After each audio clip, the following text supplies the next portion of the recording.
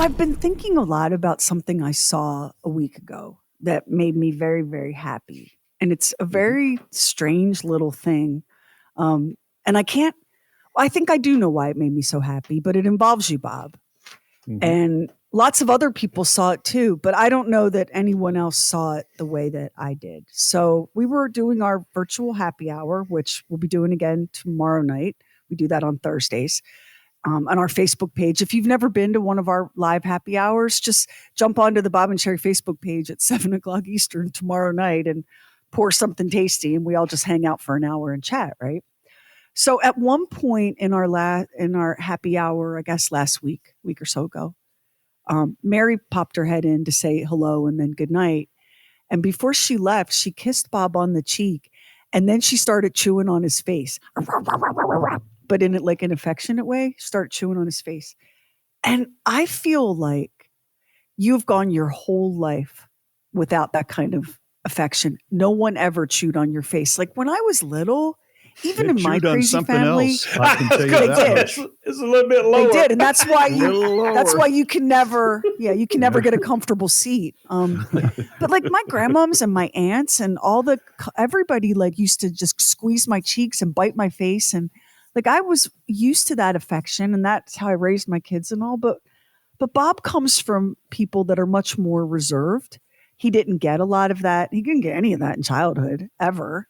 He just doesn't come from that kind of family.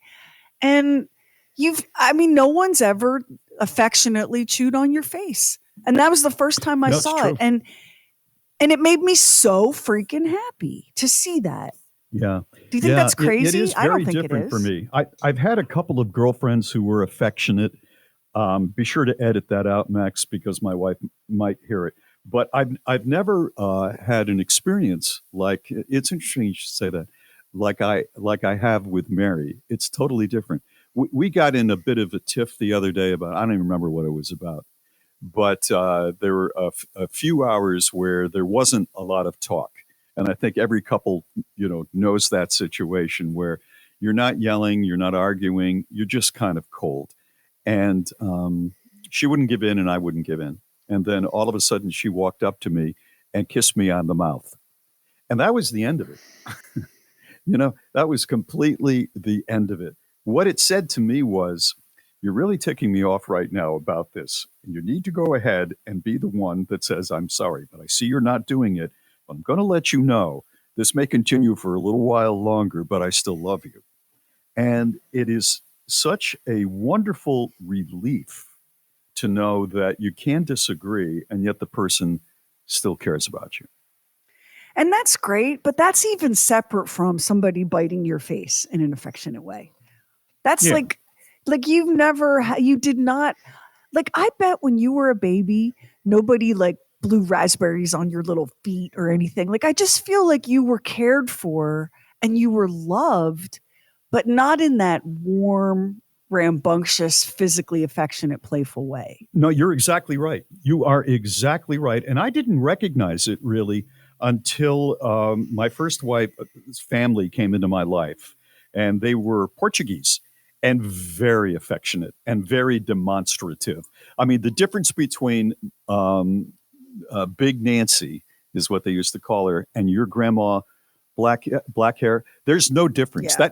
They could have been the same person, but the food was there, and the hug was there, and and there was laughter in my house, but there was also some really bad crap that was going down. At that point, I did sort of realize subconsciously that we were not an affectionate family. We were not. It's just I don't know why we just weren't. And I always missed that when I would see it, generally with a family that's Italian, generally with an Italian family. I think that's why I was so drawn to them. I was thinking about, I've given this a lot of thought.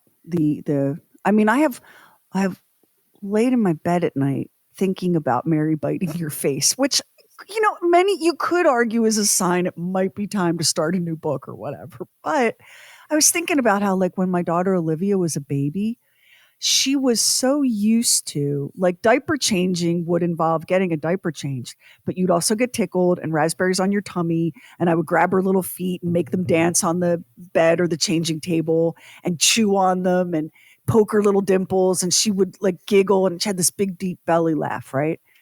It, in very little time at all, when I would lay Olivia down for a diaper change, she would start giggling and hold up a foot for me to grab it. She knew that part of getting your diaper changed. I mean, she knew this baby, like people don't understand, like babies are not blank slates, and they learn and they mirror the love that they get or don't get very quickly.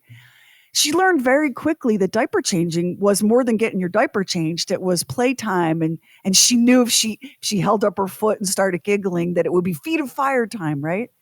And that's how everybody, a lot of us didn't get that, but that's how every human being should be loved.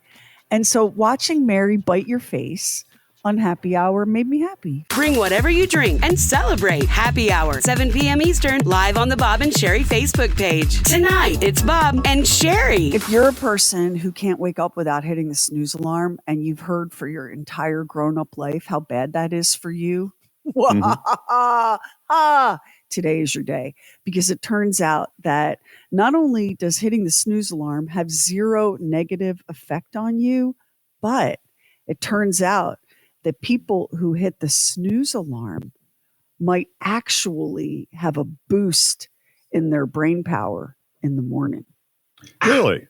Vindicated. Yes. Vindicated. Really? So glad. Yeah. I'm not a snooze alarm guy. I get right out of bed. I have to face it. You know, it's like I hate you. If I were going to the firing squad, you know, it's like I'd be like that guy Gary that was executed. Let's do it. Gary Gilmore. Let's do it. I mean, I hear the alarm and I get out of bed. Do you all set it ahead of time so you can hit it 2 or 3 times? How does that work? Oh, God. Oh, my God. Yes. I feel like I'm losing sleep by doing that. I'd rather have it go off at the time that I need to go up. That way I had uninterrupted sleep up until that point. I agree. No. This is a scientific fact that I've made up. Okay, listen to me. You're in the right show. Listen, I have spent my life getting up early, and I'm talking to other people that have spent their life getting up early too. But here's the deal. I need to know I'm getting just a tad more sleep. If that alarm goes off when I absolutely have to get up, I'm mad about that. I really am. Here's what I need. I need an alarm to come on about 30 to 40 minutes before I actually have to get up. Okay. Now I wake up, I look at that, I cut that one off, and I go back to sleep. In about 15, 18 minutes, another one goes off. Oh, okay. We're getting a little closer, but it's a gradual thing. It's too shocking just to get up and get started. And I don't wake up, listen, that 30 minutes of sleep that I get, if I don't set the clock to wake me up, I won't know I got it. Okay? I've got to know I got it, because if I don't wake up to know I got it, did I really get it? No, I slipped right through it. I've got to wake up to know that. Listen. When I was a kid working at the Tasco hardware store in Hartwell, Georgia, we opened at 7:30. I would get there at 6:45 and sleep in my car because it helped me, because it just didn't, the whole world doesn't come at me all at one time. I like for the world to meet me gradually. Okay. I don't want to just be thrown into the world. So you'd like to greet the world from the front seat of a car in front of a hardware store. Is that what I'm That's what you're hearing. Yes. I'm with Max. You're throwing away like an extra half an hour at least of sleep, because you may not fall back to sleep. And what about listen your wife? to this. She's got to listen to this dance. Your wife has to listen to this.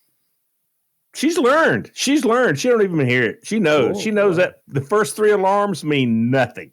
It means nothing. So don't say stuff like she's learned, because I don't want mine to think we're capable of that. Okay, like don't be causing trouble. That jumped out at me. Yeah, that jumped out at me too. That ain't nothing but troublemaking around here, Lamar.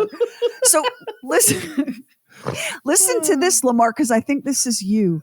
people that are chronic snooze alarmers like you are people that are in the deepest stage of sleep. It's called slow wave sleep when the alarm goes off, and they can't. If they try to get out of bed right then, they have sleep inertia. They feel groggy and they can't focus. That's like chronic snooze people are people that need that extra time to wake up.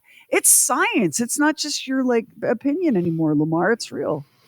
I wish the fire alarm, the smoke alarms, I wish the smoke alarm would know that once it could sense the smoke, it would go off, but then it would snooze.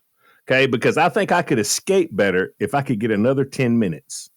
I mean, I don't know how bad the fire is, but I'm just saying, if I could get another 10 minutes, because then you really have a big sleep if you don't quite get out because of the snooze and smoke alarm. I think that's a stupid idea.